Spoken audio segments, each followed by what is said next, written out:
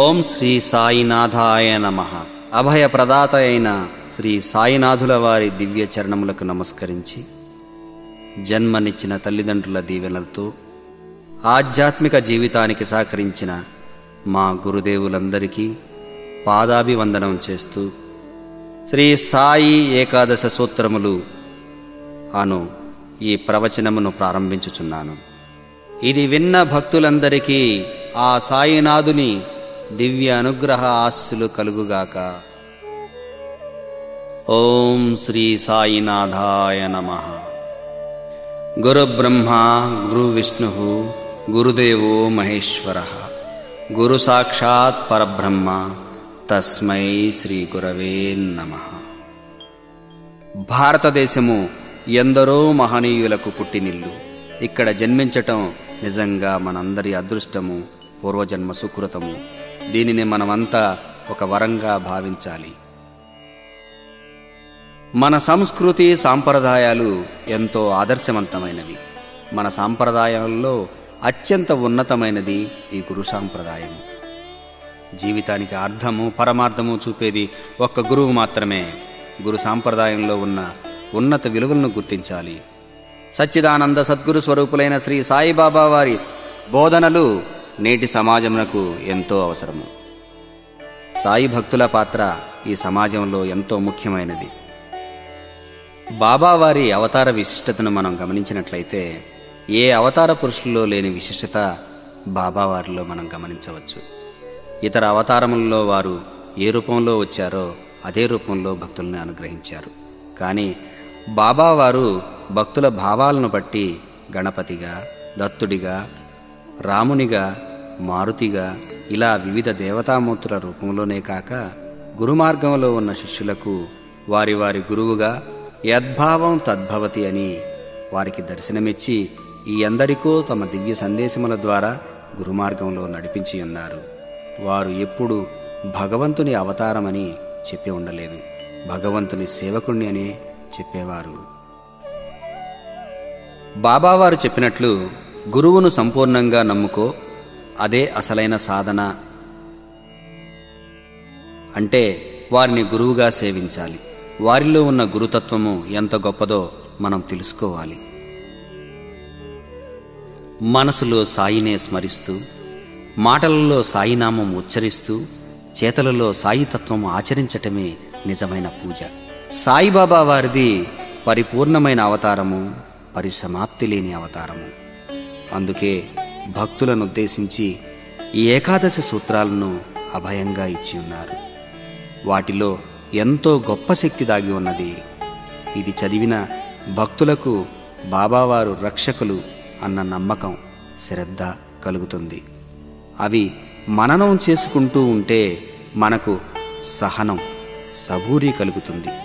ప్రతిరోజు ఒక్కసారైనా ఈ ఏకాదశ సూత్రములను భక్తి శ్రద్ధలతో చదివినవారు, ఈ ప్రవచనము విన్నవారు తప్పకుండా సాయినాథుల వారి అనుగ్రహం పొందగలరు.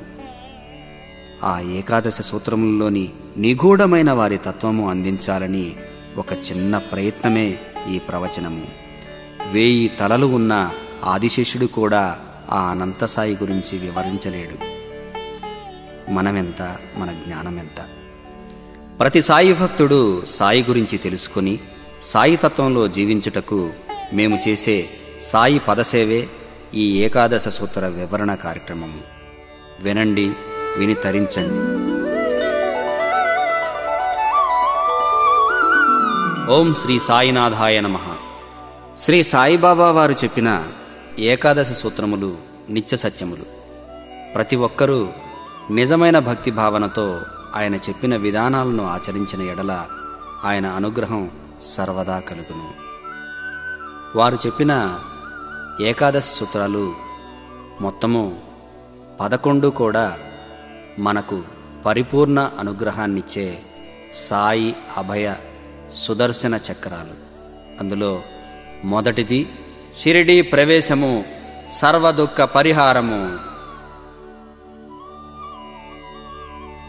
మహారాష్ట్ర అహ్మద్ జిల్లాలో పండరీపుర పుణ్యక్షేత్రమునకు వెళ్లే దారిలో గోదావరి నది సమీపంలో ఉన్నటువంటి ఒక చిన్న కుగ్రామం షిరిడి.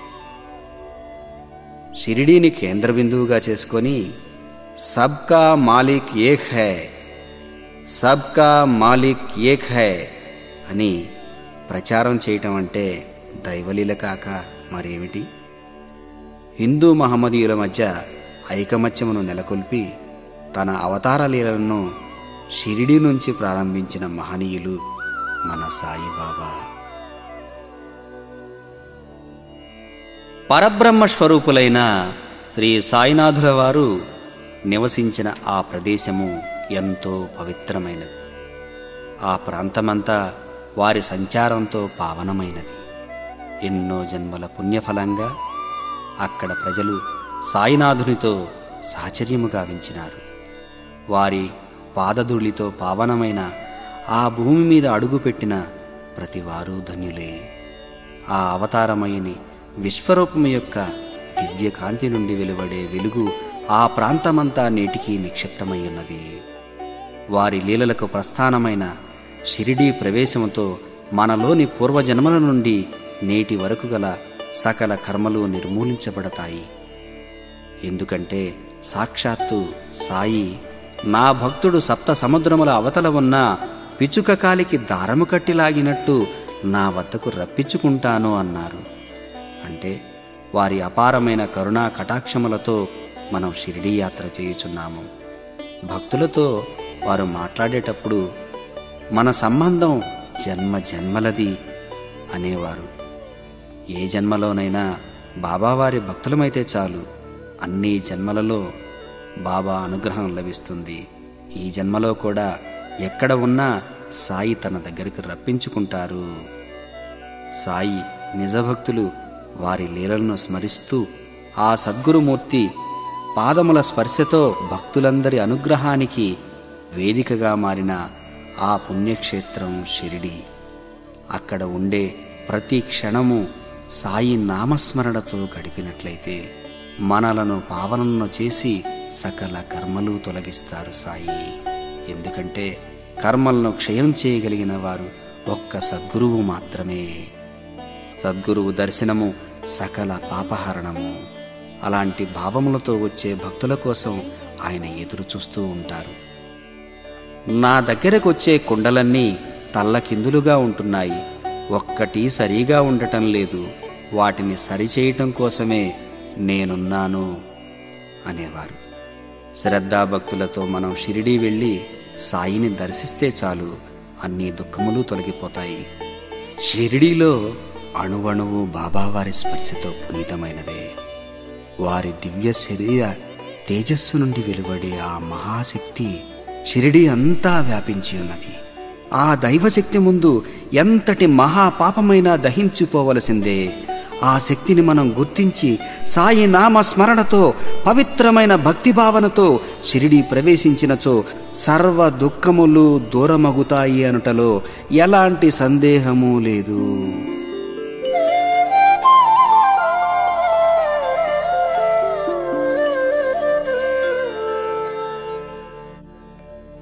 రెండవ సూత్రము బాబావారిచ్చినటువంటి అభయవాక్యము ఇప్పుడు విందాము. ఆర్తులైననేమి నిరుపేదలైననేమి ద్వారకామాయి ప్రవేశమొనరించునంతనే సకల సుఖ సంపదలు పొందగలరు. ద్వారకామాయి అనగానే కోర్కెలు తీర్చు తల్లి. సాయి అక్కడ నివసిస్తూ అగ్నిహోత్రము వెలిగించి గురువుతో ప్రతి క్షణము అనుసంధానము పొందిన స్థలము. ఎంతో శక్తిగల ప్రదేశము. తన భక్తులను ఏదో ఒక మిషతో వారిని తన దగ్గరకు రప్పించుకుంటారు. ఈ విధంగా 1889 నుండి భక్తుల్ని పిలిపించుకున్నట్టు ప్రారంభించారు. ఇలాంటి అనుగ్రహాన్ని మొదటిగా పొందినవాడు అబ్దుల్లా. ఇతడు అమరుద్దీన్ అను ఒక సాధువును సేవిస్తూ ఉండేవాడు. ఒకరోజు శ్రీ సాయిబాబా ఫకీర్ అమరుద్దీన్కు స్వప్న దర్శనమిచ్చి ఆయన చేతిలో 2 మామిడి పండ్లను ఉంచి అబ్దుల్లాను నా వద్దకు పంపుము అని చెప్పిరి. ఆ విధంగా అబ్దుల్లాను ద్వారకామాయికి చేర్చుకొని అనంతమైనటువంటి జ్ఞానబోధ కావించారు. ఇంతకన్నా విలువైన సంపద ఏముంటుంది? ఇలా నానా సాహెబ్ చందోర్కర్, దాసగణ్ మహారాజ్, రాధాకృష్ణమాయి, కాకాసాహెబ్ దీక్షిత్, తాత్యాసాహెబ్ నోల్కర్, బివి దేవ్, గోపాలరావు గుండు ఇంకా అనేక మంది భక్తులను తమ ద్వారకామాయికి పిలిపించుకోవటమే కాకుండా భక్త మహల్సాపతి, శ్యామ మొదలైన షిరిడీవాసులెందరికో వెలకట్టలేని జ్ఞానము, అనుగ్రహము అనే సుఖ సంపదలను ఇచ్చి ద్వారకామాయి విశిష్టతను సాయి భక్తులందరికీ తెలియచెప్పారు. ద్వారకామాయిలో విశిష్టత ఏమిటంటే అక్కడ వారు వెలిగించిన ధునిలో ఆహుతులను సమర్పించి భక్తితో బాబా చిత్రరూపాన్ని చూడగానే తనువు పులకరిస్తుంది. సాయిని సజీవంగా చూస్తున్న అనుభూతి కలుగుతుంది. ఇదంతా వారి దివ్య మహిమ వల్లనే జరుగుతుంది. శ్రీ సాయిబాబా ప్రేమమూర్తి. శ్రీ సాయిబాబా వారు ప్రేమమూర్తి. దయ, కరుణ వారి ఉచ్ఛ్వాస నిశ్వాసములు. ఎల్లవేళలా భక్తుల మనోవిచారములను తొలగించి వారి సేవ కోసం తాపత్రయపడిన నిస్వార్థ సేవామూర్తి. సృష్టి, స్థితి, లయకారకులైన త్రిమూర్తుల అంశతో విచ్చేసిన జగద్గురువు దత్తాత్రేయుల పరిపూర్ణ అవతార పరంపర ప్రతిరూపమే సాయిశక్తి. ఆ సాయిశక్తి నిలిచి ఉండే పవిత్ర ప్రదేశము శ్రీ ద్వారకామాయి. అక్కడ నిత్యము వెలిగే అగ్నిహోత్రము ఒక దివ్య జ్యోతి. భక్తుల కర్మలను ఆహుతులుగా చేసి పాపములను దగ్ధం చేసేందుకు సాయి వెలిగించిన హోమగుండము ఎంతో విశిష్టమైనది. ఇది లోక కళ్యాణం కొరకు ఏర్పాటు చేసినది. ఎప్పటికీ వెలుగుతూనే ఉంటుంది. ఈ పవిత్రమైన ధునిలో ఎవరైతే భక్తి శ్రద్ధలతో ఆహుతులను సమర్పించి సాయినాథునికి సర్వస్య శరణాగతితో వేడుకుంటారో వారి పాపకర్మలు తొలగి బాబా అనుగ్రహం తప్పకుండా కలుగుతుంది. వారి పాపకర్మలు తొలగి బాబా వారి అనుగ్రహము తప్పకుండా కలుగుతుంది. అక్కడ ఉన్న శక్తి అనంతము, అపారము. ఆ భక్తి భావనలతో మనం ద్వారకామాయిలో ప్రవేశించినప్పుడు ఆ కరుణామయుని కటాక్షము మనం సంపూర్ణముగా పొందవచ్చు. అప్పుడు మనకు కలిగే మధురానుభూతిని మించిన సంపద లేదు. అందుకే ద్వారకామాయి ప్రవేశించిన అంతనే సుఖ సంపదలు పొందగలని బాబావారు అన్నారు. అక్కడికి ప్రవేశించిన వెంటనే మనలోని కామ, క్రోధ, లోభ, మోహ, మదమాశ్చర్యములు నశించును. ఇక భగవంతుని అనుగ్రహము అనే ప్రవాహము మన వెంటనే వచ్చును. ఇంతకు మించిన సుఖ సంపద ప్రపంచంలో వేరొకటి లేదు కదా.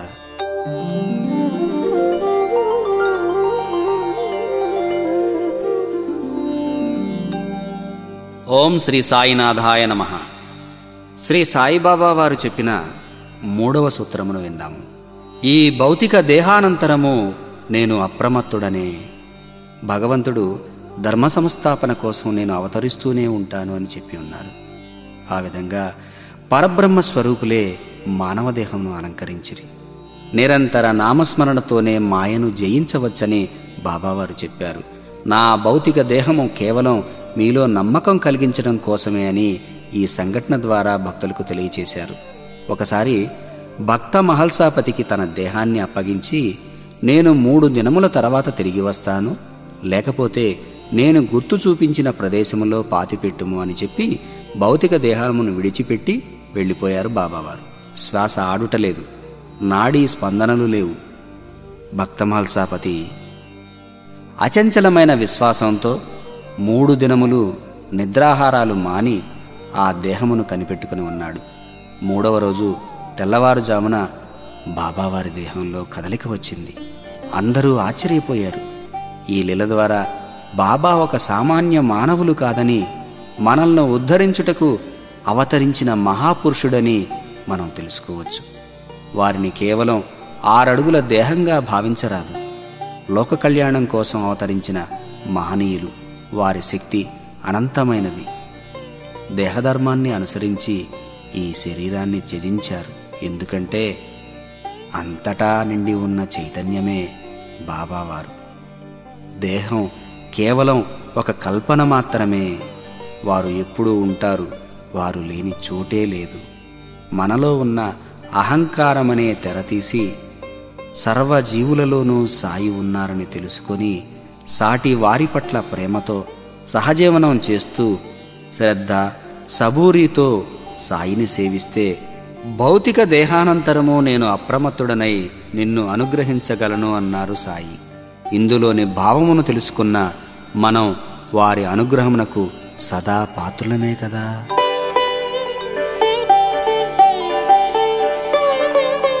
ఓం శ్రీ సాయినాథాయ నమః. బాబావారి యొక్క అమృత వచనములైన ఏకాదశి సూత్రములలో 4వది అతి ముఖ్యమైనది బాబావారిచ్చినటువంటి అభయమైన సుదర్శన కవచము లాంటి ఈ 4వ సూత్రం ఇప్పుడు విందాం. భక్తుల రక్షణయే తన కర్తవ్యమని బాబా అనేక సందర్భాల్లో చెప్పి ఉన్నారు. వారి జీవిత చరిత్రలో మనకు అలాంటి లీలలు అనేకం కనిపిస్తాయి. ఒకసారి ఎక్కడో దూరంలో కొలిమి పనిలో ఉండి ఏమరపాటుగా ఉన్న తన భక్తురాలు తన ఒడిలో ఉన్న బిడ్డను నిప్పులలో పడబోతూ ఉంటే ద్వారకామాయిలో ఉన్న సాయి చేయి పెట్టి రక్షించారు. ఉద్యోగ నిర్వహణలో భాగంగా ఒకసారి బందిపోటు నుండి ప్రమాదం ఎదురైనప్పుడు దాసగణ మహారాజును రక్షించారు. పాముకాడుతో బాధపడుతున్న శ్యామకు ప్రాణభిక్షను ప్రసాదించారు. ఇలా చెప్పుకుంటూ పోతే చాలా ఉన్నాయి. అయితే భక్తులకు ఒక సందేహం కలుగుతుంది, ఇవన్నీ బాబావారు ఉన్నప్పుడు జరిగాయి, ఇప్పుడు జరుగుతాయా అని. అందుకే అలాంటి ఆలోచనలు రాకముందే నేను వెళ్ళిపోయానని వీళ్ళంతా అనుకుంటున్నారు, వచ్చి పూజాహారతి ఇమ్ము అని జోషికి కలలో కనిపించి ఈ అనుమానాలకు తెరదించి నేను మీతోనే ఉన్నాను అని ధృవీకరించారు సాయి. సృష్టికి ఆధారభూతమైన భగవంతుని లీలలు అనంతంగా ఉన్నాయి. ఒక్కొక్క అవతారము ఒక్కొక్క ఉద్దేశంతో ఏర్పడుతుంది. అన్ని రూపాలు వారివేనని సకల దేవతా స్వరూపులుగా సాయి అనేక మార్లు దర్శనమిచ్చారు. రామభక్తునికి రామునిగా, కృష్ణభక్తునికి కృష్ణుడిగా కనిపించారు. అన్నీ నేనేనని, నీకు నాకు మధ్య ఉన్న తెర తొలగించమని చెప్పారు మన సాయి. అన్నిటా నిండి ఉన్న సాయి రూపమును మనసునందు ప్రతిష్ఠించుకొని భౌతిక దేహము కలిగి ఉన్న ఆ సమాధిని బాబా నివాసంగా భావించి శ్రద్ధతో, ప్రేమ కలిగిన భక్తితో సాయిని దర్శిస్తే మన జన్మ ధన్యము. తన వద్దకు వచ్చిన భక్తులను అనుగ్రహించి ప్రతి వారిని తన దేహపు కాంతి నుండి వచ్చే శక్తి ప్రవాహంతో పరిశుద్ధులను చేసి కర్మలను తొలగించేందుకు భక్తులకు ఇచ్చిన అభయమే నా భక్తులకు రక్షణ నా సమాధి నుండియే వెలువడును.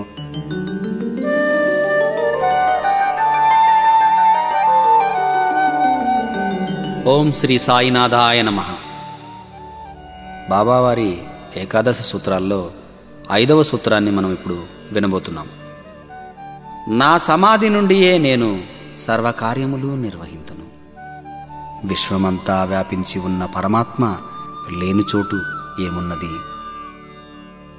అందుకే భక్తులకు ఈ విధంగా అభయమిచ్చిన అభయ ప్రదాత మన సద్గురువులు సాయిబాబా. దేహం అనేది ఒక కల్పన, వారి స్థితి సమాధి స్థితి. అందులో ఉండే వారి కర్తవ్యమైన భక్తుల రక్షణ ఎల్లప్పుడూ చేస్తూనే ఉన్నారు సాయి. అందుకే సమాధి అనంతరం కూడా తన భక్తులను అనుగ్రహిస్తూ ఉన్నారు. తన భక్తులైన బివి నరసింహస్వామి, బాపట్ల హనుమంతురావు, మాతృశ్రీ కామేశ్వరమ్మ, పూలమ్మ, ఎక్కిరాల భరద్వాజ మాస్టారు, ఇలా అనేక మంది భక్తులను అనుగ్రహించి వారిని జ్ఞాన ప్రచారంలో భాగస్వాములుగా చేశారు. వారికి తమ దివ్య సందేశాన్ని, బాబా యొక్క తత్వాన్ని అందించి సమాజంలో తమ ప్రబోధామృతాన్ని ప్రచారం చేసేటువంటి ఉన్నత స్థితిని వారికి కల్పించారు సాయినాథుల వారు. సాయి నివసించి తనువు చాలించిన ప్రదేశము పవిత్ర పుణ్యక్షేత్రంగా భావించి ఎంతో దూరం నుంచి కూడా సాయి అనుగ్రహంతో షిరిడీకి రాగలుగుతున్నారు భక్తులు. ఈ ప్రకృతి అంతా వారి రూపమే. ఆ దైవశక్తి యావత్ ప్రపంచానికి వెలుగునిచ్చి సర్వకార్యములు నిర్వహిస్తుంది. కేవలం దేహధర్మమును అనుసరించి తనువును విడిచి మన కంటికి కనిపించకపోయినప్పటికీ వారు పరమాత్మ స్వరూపులే కావున వారు తమ సమాధి నుండి సర్వ కార్యములు నిర్వహింతురు. అందులో ఎలాంటి అనుమానాలకు తావులేదు. అహంకారము విడిచి నిరంతర ఆరాధనతో ఆ సాయినాథుని నామస్మరణలో పావనలు కండి. అన్నిటికన్నా సులభమైనది సాయితత్వం. ఈ సాయినాథుని బోధనలతో ఆత్మ పరిశీలన చేసుకొని మనలోని మలిన సంస్కారాలను చక్కదిద్దుకొని సాయి భక్తితో పాప ప్రక్షాళన కావించుకుందాం. దుష్కర్మలను ఆచరించకుండా సాయిని సదాచారములతో నమ్ముకొని పూజిస్తే గత జన్మల కర్మ ఫలితం ఆనందంగా అనుభవించగల శక్తి కలుగుతుంది. ఆ ప్రేమమూర్తి జీవిత మార్గంలో చూపిన దివ్య జ్ఞానజ్యోతి కాంతితో వారి అనుగ్రహ పాత్రులమవుదాం. నా సమాధి నుండియే నేను సర్వకార్యములు నిర్వహింతును అన్న అనుగ్రహ భాషణమునకు అర్హులుగా మారుదాం.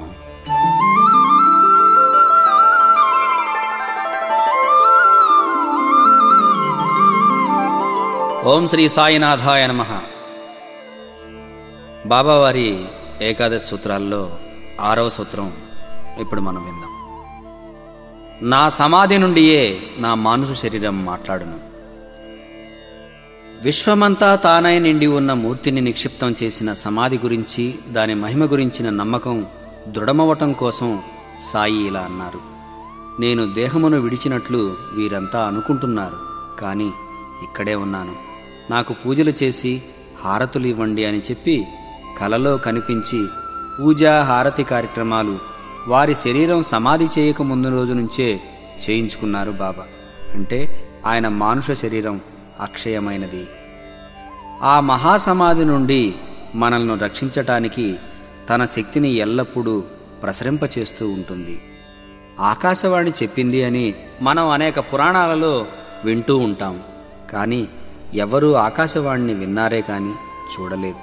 అలాగే మన సాయి అమృతవాణి నిరంతరము తన భక్తుల కొరకు వినిపిస్తూనే ఉంటుంది. భక్తులు సమాధిని దర్శించినప్పుడు నిర్మలమైన మనసుతో తనలోని ఆవేదనంతా సాయి ఉన్నారనే భావంతో విన్నవించుకుంటూ ఉంటారు. మన బాధలు, కష్టాలు, కోరికలు పక్కవారు వినకుండా భక్తి భావనతో హృదయంలో బాబావారి రూపాన్నే స్మరిస్తూ చెప్పుకున్నప్పుడు ఎంత తన్మయత్వం కలుగుతుంది. మనసులో వారి సజీవ రూపము సాక్షాత్కరిస్తుంది. ఇదే సాయినాథుల వారిలో ఉన్న గొప్ప మహిమ. తన వద్దకు నమ్మకంతో వచ్చిన భక్తులకు దర్శనమిచ్చి అనుగ్రహం ఇచ్చినటువంటి లీలలు అనేకంగా ఇప్పటికీ జరుగుతూనే ఉన్నాయి. బాబావారు చెప్పినట్లు, నీకు నాకు మధ్య అడ్డుగా ఉన్న గోడ తొలగిస్తే నీలోనే నేను ఉన్నాను అన్నారు. ఇది తెలుసుకుని ఆచరిస్తే మన జన్మలు ధన్యత నొందుతాయి. మనలో భక్తి బీజం ఏర్పడి బాబాని మన అంతరంగంలో చూస్తూ మన భావనలో సాయి మనం ఒక్కటైపోతాము. మన శరీరాలన్నీ సాయి శరీరాలే కాని వేరు కాదు. నేను మీ శరీరంలో ఉన్నాను, మీరు అంతర్ముఖ ప్రయాణం చేసినట్లయితే నా రూపం మీతోనే ఉంటుంది, మిమ్మల్ని సదా కాపాడుటయే నా కర్తవ్యం అంటారు బాబా. మీరు ఎక్కడ ఉన్నా ఏమి చేస్తున్నా నాకు తెలుస్తుంది. మీ హృదయాన్ని పాలిస్తూ ఉంటాను.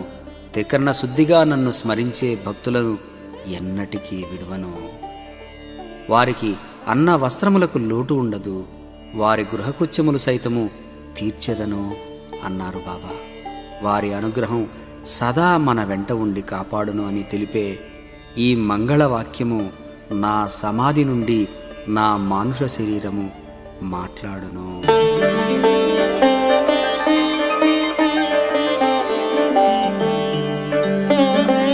ఓం శ్రీ సాయినాథాయ నమః. బాబావారి ఏకాదశి సూత్రాల్లోని 7వ అమృత వచనము ఇప్పుడు విందాము.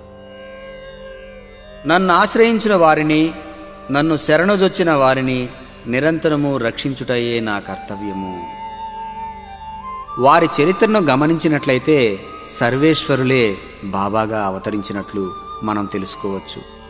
కుష్ఠువ్యాధితో బాధపడుతున్న బాగోజీ సిందే అనే భక్తుణ్ణి అందరూ అసహ్యించుకుంటుంటే ప్రేమతో ఆదరించి అతని కర్మను క్షయం చేసి వ్యాధిని రూపుమాపారు. ప్లేగు వ్యాధితో బాధపడుతున్న బిడ్డ నుండి వ్యాధిని స్వీకరించి తల్లికి అభయమిచ్చి బిడ్డకు స్వస్థతను ప్రసాదించారు. ఒకసారి కలరా మహమ్మారి షిరిడి గ్రామంలో విజృంభించినప్పుడు గోధుమ పిండిని విసిరి గ్రామాన్ని వల్లకాడు కాకుండా కాపాడారు. అలాగే మరొకసారి షిరిడి గ్రామంలో పెను తుఫాను వస్తే గ్రామ ప్రజలందరూ వారిని ఆశ్రయించారు. బాబా బయటకు వచ్చి ఆకాశం వైపు చూసి శాంతింపచేసిన వెంటనే ఆకాశంలో చుక్కలు ఉదయించాయి. పెను తుఫాను క్షణాల్లో వీగిపోయింది. ఇలా వారిని ఆశ్రయించిన వారికి, శరణుజొచ్చిన వారికి అనేక సందర్భాల్లో రక్షించిన లీలలు మనం అనేకం విన్నాం. నేటికి అలాగే జరుగుతూ ఉన్నాయి, ఎప్పటికీ జరుగుతూనే ఉంటాయి. అదే వారి లీలా వినోదము, సర్వేశ్వరుల మాయా విలాసము. వారి వారి కర్మానుసారం సాయిని ఆశ్రయించిన భక్తులను ఎలాంటి భేదభావము లేకుండా తన ప్రేమ ద్వారా వారి ప్రవర్తనలను మార్చి జీవితానికి ఒక పరమార్థం చూపించి సుఖజీవన విధానం చూపిస్తున్నారు. ఆయన అవతార ఉద్దేశ్యమే ఇది. మానవుల్లో ఉన్న భేదభావమును తొలగింపజేసి అందరిలోనూ భగవంతుని చూడమని, అల్లా మాలిక్ హై అని నిరంతరము స్మరించేవారు.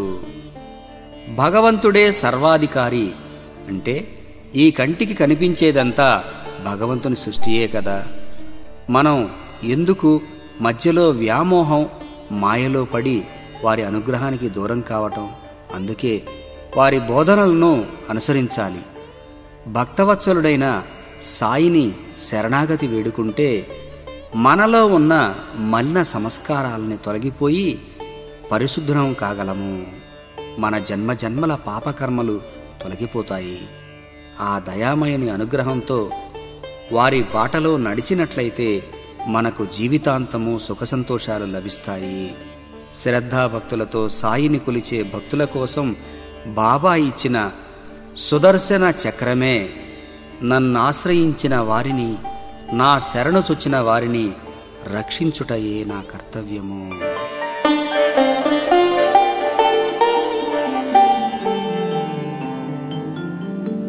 ఓం శ్రీ సాయినాథాయ నమః.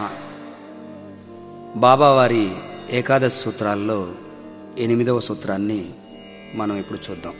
నా యందు ఎవరి దృష్టి కలదో వారి యందే నా కటాక్షం.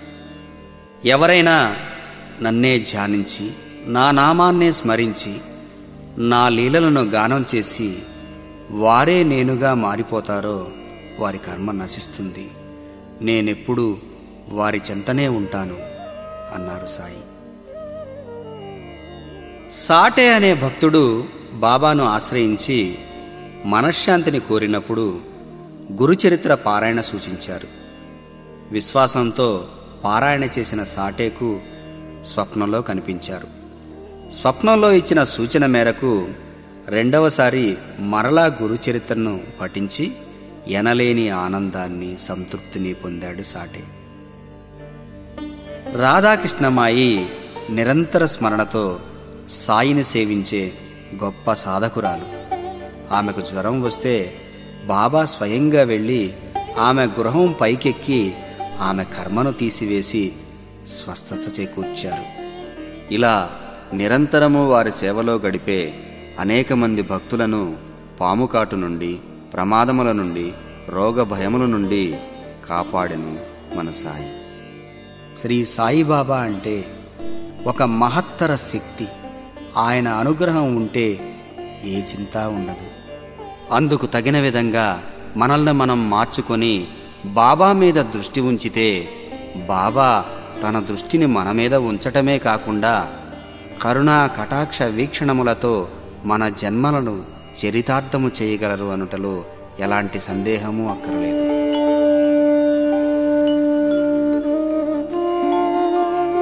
ఓం శ్రీ సాయినాథాయ నమః. బాబావారు చెప్పిన అమృత తుల్యమైనటువంటి పలుకులు ఈ ఏకాదశి సూత్రములు. అందులో 9వ దాన్ని ఇప్పుడు విందాం. మీ భారమును నాపై పడవేయుము, నేను మోసెదను.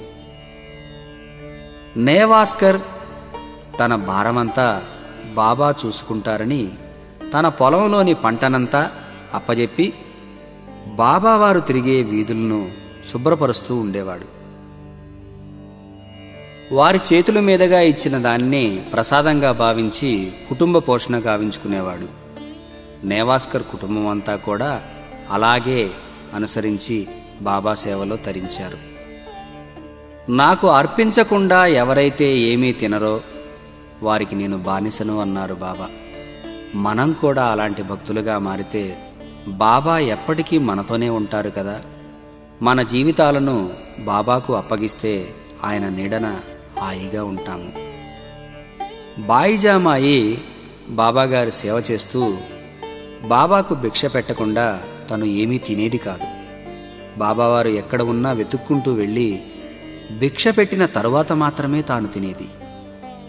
తన బిడ్డ అయిన తాత్యా భారమంతా బాబాకు అప్పగించింది. తాత్యాను ప్రాణప్రదంగా చూసుకొని చివరకు ప్రాణాపాయ స్థితి నుండి కాపాడిన కరుణామయుడు మన సాయి. జామ్నేర్లో మైనాతాయి ప్రసవవేదన పడుతూ ఉంటే తండ్రి నానాసాహెబ్ చందోర్కర్ బాబాను తలుచుకొని నీదే భారం, రక్షించు బాబా అని వేడుకున్నాడు.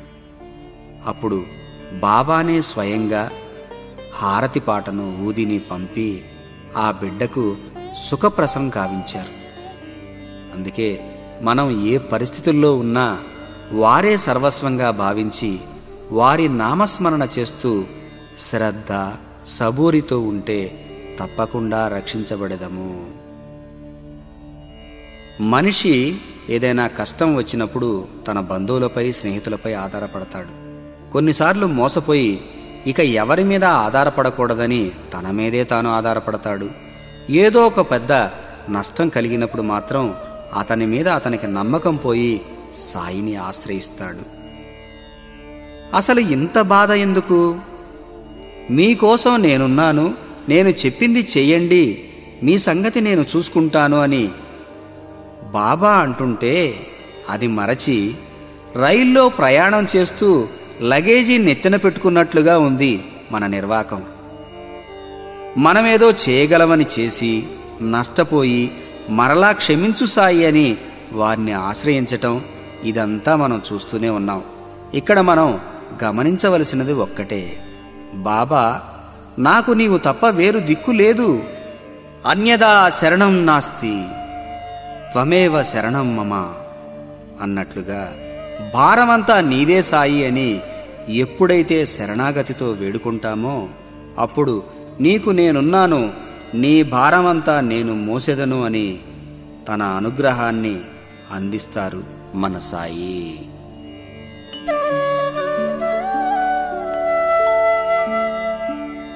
ఓం శ్రీ సాయినాథాయ నమః. బాబావారి ఏకాదశి సూత్రాల్లో 10వ సూత్రాన్ని మనం ఇప్పుడు విందాం. నా సహాయము కాని సలహాను కాని కోరిన తక్షణమే వసంగ సంసిద్ధుడను. సాయి భక్తులకు ఇచ్చిన ఒక్క గొప్ప వరం ఈ అమృత వచనము. తన దగ్గరకు వచ్చిన భక్తులలో ఏదో ఒక సలహా కోసమో సహాయం కోసమో వచ్చేవారే ఎక్కువ. వారి యోగ్యతను బట్టి బాబా తక్షణమే అనుగ్రహమును ప్రసాదిస్తారు. అలాంటి లీలలు అనేకము కలవు. బాబా మీద విశ్వాసం రావాలంటే ఆ దైవశక్తి అనుగ్రహం ఎల్లప్పుడూ ప్రసరిస్తూ ఉండాలి. అందుకుగాను నిరంతరము మనం కూడా ఆ భక్తులు ఏ విధంగా విశ్వాసంతో ఉన్నారో అలాగే మనము ఉండాలి. భీమాజీ పాటిల్ క్షయరోగంతో బాధపడుతూ ప్రతి 5 నిమిషాలకు రక్తం కక్కుతూ ఎన్ని ఔషధములు వాడినా ప్రయోజనము లేక చివరకు నీవే దిక్కు బాబా అని ఆర్తితో బాబా పాదములను ఆశ్రయించాడు. అతని ప్రార్థన విని బాబా హృదయం కరిగింది. ఊరడిల్లుము, నీ ఆతురతను పారద్రోలుము, నీ కష్టములు గట్టెక్కినవి. ఎంతటి పీడ బాధలు ఉన్నవారైనను ఎప్పుడైతే ఈ మసీదు మెట్లు ఎక్కుదరో వారి కష్టములన్నీ నిష్క్రమించి సంతోషమునకు దారితీయును. ఇచటి ఫకీరు మిక్కిలి దయార్ధ హృదయుడు. వారు నీ రోగమును తప్పక బాగుచేయును. ఆ ఫకీరు అందరినీ ప్రేమతోనూ దయతోనూ కాపాడును అన్నారు. ప్రతి 5 నిమిషములకు ఒకసారి రక్తము గక్కుచుండిన ఆ రోగి బాబా సముఖమున ఒక్కసారైనను రక్తము కక్కలేదు. బాబా వారిని దయతో కాపాడును. వారి అభయము పొందిన వెంటనే రోగము నయమగుట ప్రారంభించెను. స్వప్నంలో 2 బాధలు అనుభవించుచున్నట్లు చేసి అతని వ్యాధిని పూర్తిగా తీసివేశెను. అందుకు ఎంతో కృతజ్ఞతతో అతను తరచూ షిరిడీ వచ్చి సాయిని సేవించుకుంటూ మహారాష్ట్ర అంతటా సాయి సత్యవ్రతములు ఊరూరా ప్రారంభించెను. దయగల దేవునికి స్వామి భక్తి కలిగిన సేవకుడు భీమాజీ పాటిల్. మనం సాయిని ఏ సలహా కోరాలి, ఏ సహాయము కోరాలి అని విచక్షణ ఉండాలి. గొంతెమ్మ కోరికలు కోరటం సమంజసమా? మన స్థితిగతులకు మనకు ఏది అవసరమో మనకంటే బాబావారికే బాగా తెలియనని మరువరాదు. సర్వస్య శరణాగతితో వేడుకుంటే మనకు ఏది మంచో అది జరిగి తీరుతుంది. మనస వాచ కర్మణ బాబానే సర్వస్వంగా నమ్మితే, ఇతరుల మనస్సు నొప్పించకుండా ప్రేమతో సాయిని కోరితే, మన జీవితంలో అనుకోకుండా ఎదురయ్యే సమస్యలకు అవసరమైనప్పుడు కావలసిన సలహాలు సహాయమును సాయి ఏదో ఒక రూపంలో అందిస్తూనే ఉంటారు. ఇది అక్షర సత్యము, ఎందరికో జరుగుతున్న ప్రత్యక్ష అనుభవము.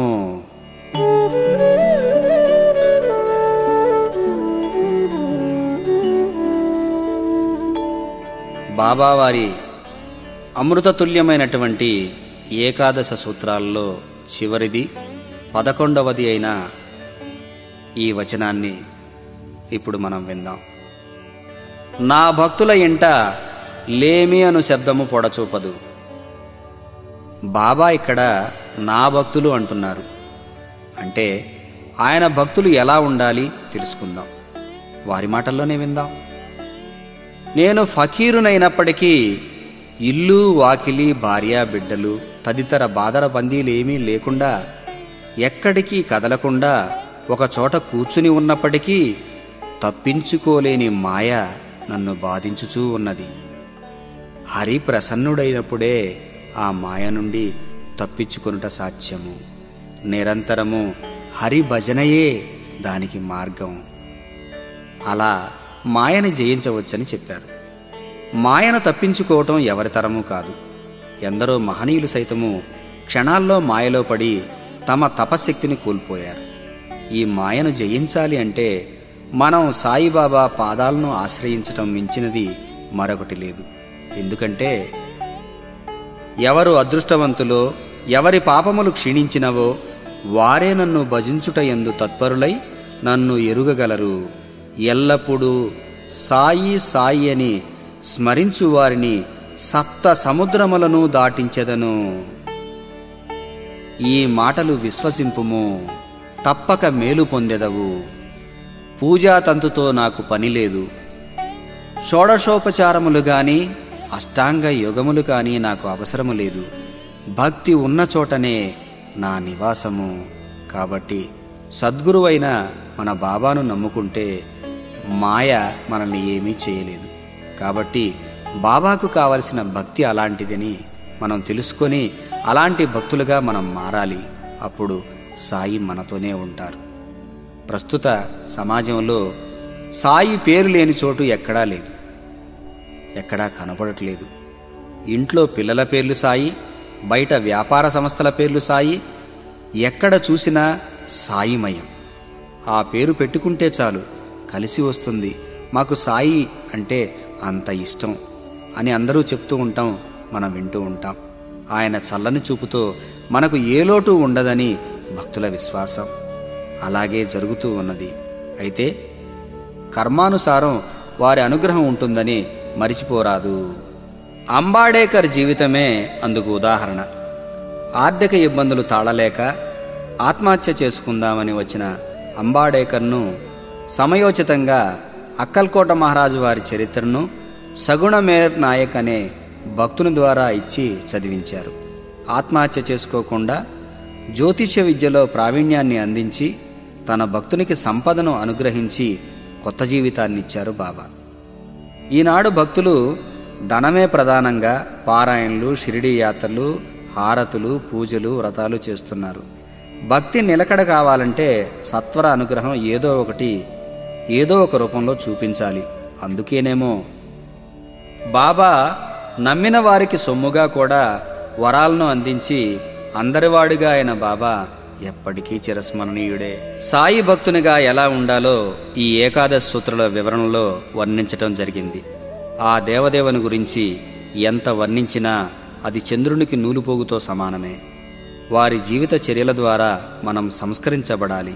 అదే వారి జీవిత రహస్యం. అందుకే నీకు నాకు మధ్య ఉన్న తెర తొలగిస్తే నీలోనే నేను ఉన్నాను అన్నారు సాయి.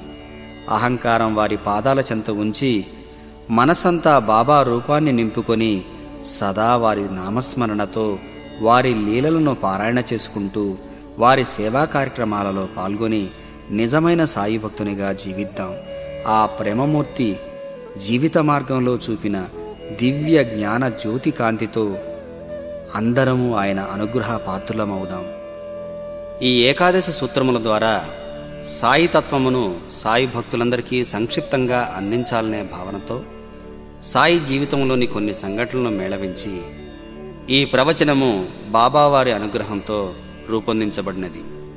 ఇది విన్న భక్తులందరికీ ఆ షిరిడీ సాయినాథుల వారి దివ్యానుగ్రహ ఆశీస్సులు కలుగుగాక. ఈ ఆడియో సీడీని ఇంత అద్భుతంగా రూపకల్పన చేసిన ధవళ మల్లిక్ గారికి ప్రత్యేక ధన్యవాదములు. ఈ ఆడియో సీడీని ఎక్కువ మందికి వినిపించి మేము నిర్వహించతలపెట్టిన సాయితత్వ ప్రచారంలో మీరు పాల్గొని సాయి మార్గము ఉన్నతమైనదని చాటి చెప్పండి.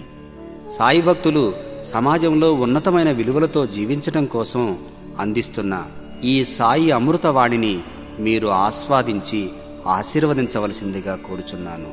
మీ సాయి శ్రీనివాస్. శ్రీ సచ్చిదానంద సద్గురు సాయినాథ్ మహారాజ్ की जय.